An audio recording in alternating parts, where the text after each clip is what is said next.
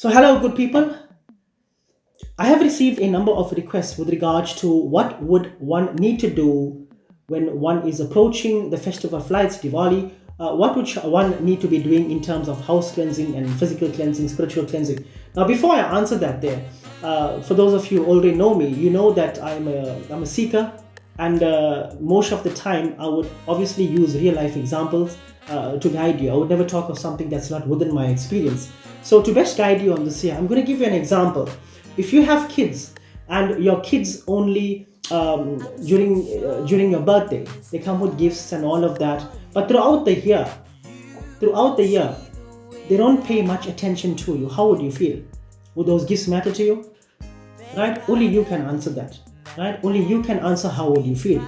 Similar to certain events, planetary transits. Remember, Diwali is a period where the planets align in a certain way, which gives us this return or the festival of lights.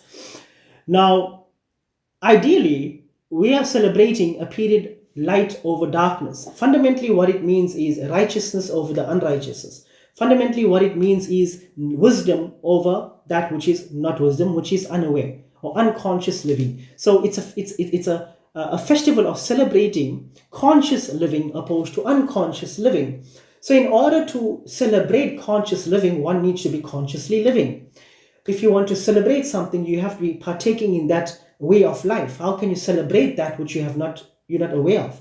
So, my thing on this whole festival of lights is, if you are not consciously living, if you are not doing your bhakti yoga, if you're not building your relationship with your higher power, if you are not connecting with your higher power, if you're not doing your meditation, if you're not in a state of gratitude every day, if you're not connecting to your higher power and being appreciative for everything that you can see, touch, smell, hear, if you're not consciously doing this on a daily basis, then your level of connecting to your higher power is not strong enough.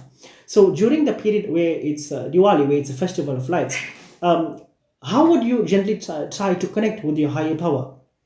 Through external stuff, through offerings, through transactions?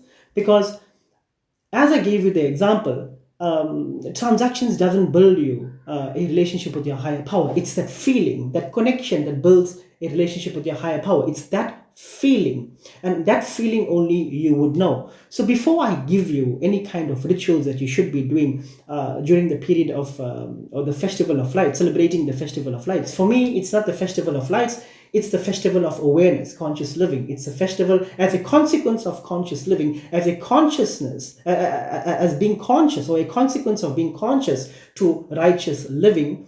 As a consequence of that, one is aware, one is awakened. And as a consequence of that, one will lead his or her life in a profound manner.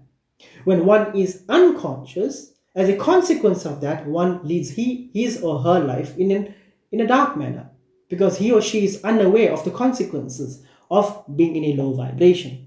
So please stay tuned for part 2 of this, where I will be giving you a breakdown of stuff that you can do during the Diwali period. I hope this helps you and you understand the importance of Bhakti Yoga, which is building a relationship with your higher power. Jai Shri Ram, Om Namah Shivaya, Hari Bol, and goodbye.